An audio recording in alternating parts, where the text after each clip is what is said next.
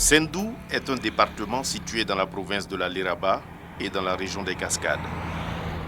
La commune de Sendou est connue grâce à ses pics. Les pics ont une altitude moyenne de 400 mètres. Ils accueillent chaque année des milliers de touristes venus d'horizons divers et de nationalités multiples. Les pics sont un lieu attractif et dynamique très prisé par la population et les visiteurs. Dans le cadre de sa mission régalienne de promotion du tourisme, le ministère de la Culture, des Arts et du Tourisme développe beaucoup d'actions et mène beaucoup d'activités pour promouvoir les sites touristiques du Burkina Faso en général. La région des Cascades faisant partie du Burkina, il va de soi que ces sites également là profitent des actions de promotion développées par le gouvernement à travers l'Office national du tourisme burkinabé. Les pics de Sendou, à l'instar de tous les autres pics, sont entourés d'une riche histoire. Et celle-ci est souvent racontée par les griots de la région, les vieux du village ou encore les ressortissants ayant retenu les récits historiques. Ces sites représentent pour Sendou une forteresse naturelle, un lieu de protection et aussi un lieu où nous partons faire nos sacrifices. Ces pics de Sendou sont un grand patrimoine touristique national et naturel, mais c'est aussi un très grand patrimoine culturel, en même temps culturel pour la population sénéfo de Sendou, aussi pour les sénéfos de l'Afrique de l'Ouest, car on y organise souvent des rites tels que des méditations, des vœux, et une petite partie de l'initiation des jeunes est souvent organisée à partir de ces sites. Et bien sûr, l'initiation des jeunes au masque sénéfo. Les pics de Sendou ont des formes rocheuses et diverses, agréables à regarder. Par une vue aérienne panoramique, le paysage est assez spectaculaire et plein de curiosités. Selon la géologie, l'origine de ces pics de Sendou remonte du retrait de la mer du Précambrien il y a environ 670 millions d'années. Pour dire qu'en ce moment, une grande partie de l'Afrique était couverte par l'eau. Et cette eau, pendant son retrait, a laissé développer la sédimentation du sable qui ensuite s'est compactée pour donner naissance à ces blocs de rochers. Et voilà, cette roche de nature grès est composée de sable, de mica, de quartz et un peu de métal.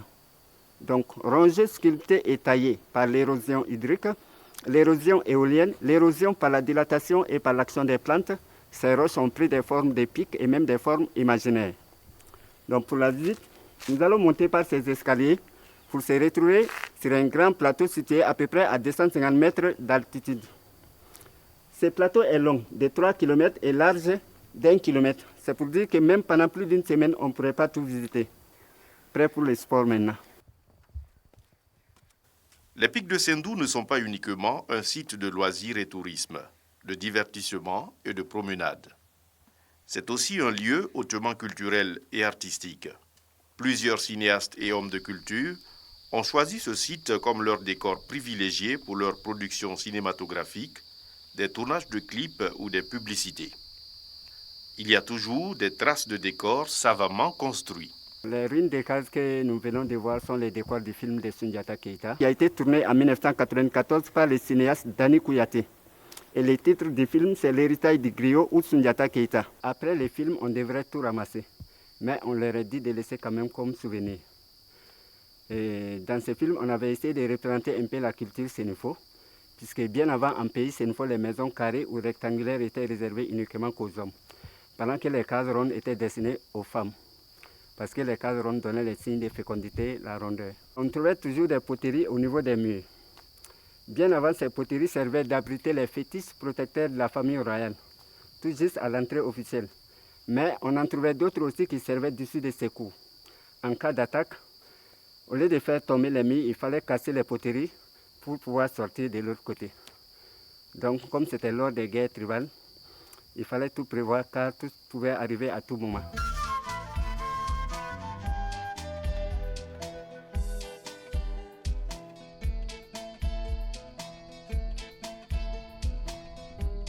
Les plantes que nous venons de voir, ces plantes servaient d'empoisonner les flèches. Elle est très toxique, très vénéneuse. Quand ça pique, ça gratte beaucoup. Paraît-il que nos anciens se servaient de ces plantes-là pour faire des flèches de guerre, des flèches empoisonnées. Et une fois touchées par ces flèches qui ne tuaient pas directement, mais ça paralysait. Les pics de Sendou ne datent pas d'aujourd'hui selon les témoignages. En effet, quelques traces de poterie et des dispositions de certaines pierres rangées prouvent que le site a été habité par des hommes. Ce plateau avait été habité vers le début du XIVe siècle par des Sénufos qui avaient quitté le sud de l'actuelle République du Mali au cours de la guerre tribale entre les Toucouleurs et Bambara, à la recherche d'une terre propice à la vie humaine et à l'agriculture. Anfa Koné fit la découverte d'ici et qu'il trouvait idéal et fonda le tout premier quartier qu'on appelle aujourd'hui Bolonga Sora, qui est le tout premier quartier du village de Sendou. Ces morceaux de poterie que vous voyez font partie des vrais restes du village, c'est des vestiges. Si vous fouillez bien dans ces poteries, vous allez trouver que 5 décors différents, pas plus. Parce que chaque décor représentait un quartier, pour dire que chaque quartier avait ses propres décors. Il y a le tout premier quartier qui s'appelle Bolongasora, le deuxième quartier qui s'appelait Ouatrala, et le troisième quartier c'est Koko, le quatrième quartier c'est Wulindou.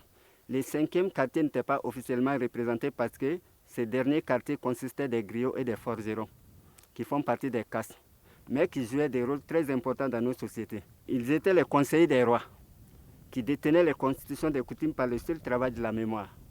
Et chaque famille princière avait son griot préposé à la conversation de la tradition. Maintenant, les forgerons étaient chargés de la fabrication des armes. Donc, pour cela, ces deux familles, entre-temps, avaient été incluses dans la cour royale pour ne pas les laisser voler par d'autres groupes.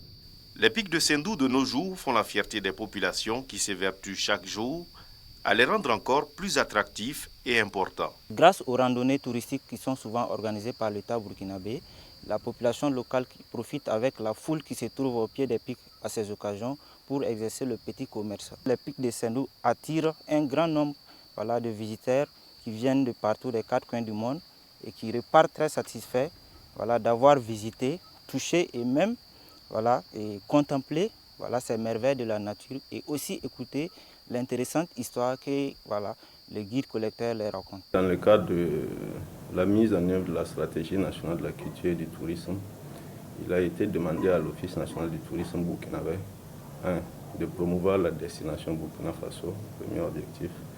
2, de développer le tourisme interne. Donc nous menons des activités entrant dans le cadre de la mise en œuvre de ces missions. Et ces activités-là contribuent à faire mieux connaître ces sites-là auprès des Burkinabés et des touristes en général.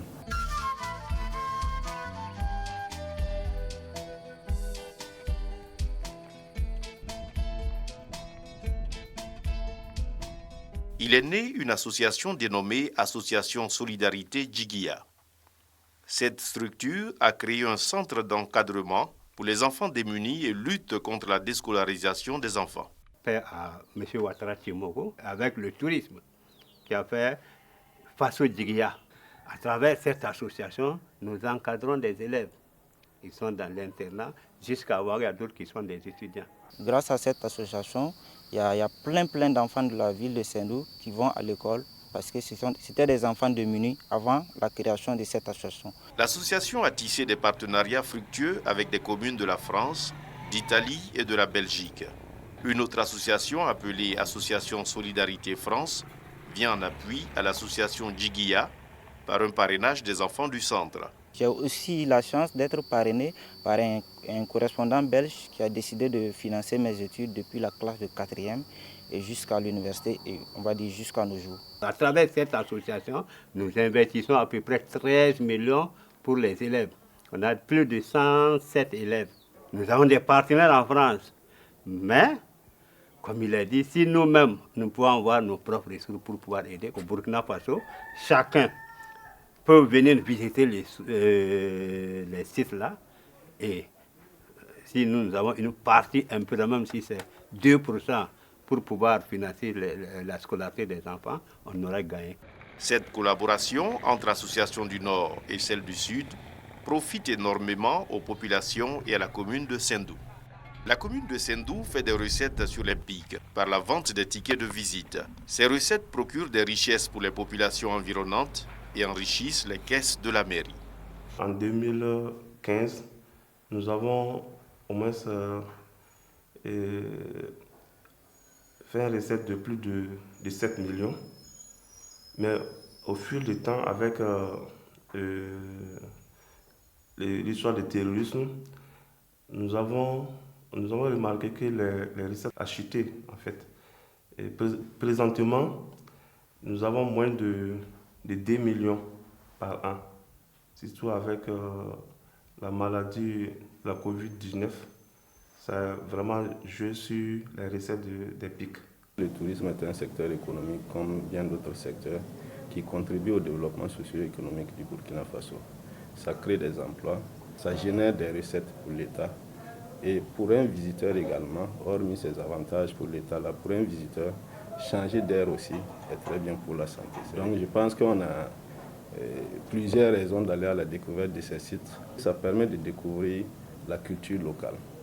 Et du fait de cette découverte, on arrive à mieux comprendre les populations, ces populations en question, également à éviter un certain nombre de préjugés qui existent malheureusement parce qu'on ne connaît pas la culture de l'autre. Au niveau de la mairie de Sendou, nous avons mis en place un compte Facebook que très souvent nous faisons la promotion des pics de Sendou. Le gouvernement accorde une grande importance à la question de la promotion des sites touristiques.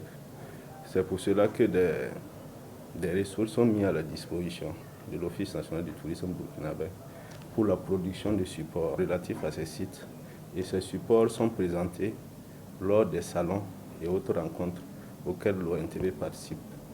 La population de Sendou, comme toute autre personne, peuvent faire recours aux pics de Sendou pour leurs vœux. Ces pics entretiennent un lien fort avec les habitants de Sendou. Ce lien se traduit par des sacrifices que la population fait chaque année au niveau des pics, dans le but de solliciter une bonne pluviométrie, une fertilité matrimoniale, la santé, la protection, la paix, la prospérité et le passage sans incident des visiteurs sur les pics. Les rapports, la tradition du village avec ce site, c'est très important parce que quand il y a des problèmes, nous partons faire les sacrifices. S'il y a une question de prière, le l'imam il rentre dans la mosquée, il appelle ces gens pour prier. Les chefs traditionnels aussi, nous on part faire les sacrifices. En tout cas, si ça s'accepte, on ne quitte pas là-bas, la pluie va nous rejoindre. Les pics de Sendou constituent véritablement des moyens d'attraction et des entrées financières pour la mairie et les populations. Il faut donc prendre toutes les dispositions idoines pour l'encadrement et l'accompagnement des guides, la protection, la valorisation et la communication du site afin de le rendre encore plus attractif.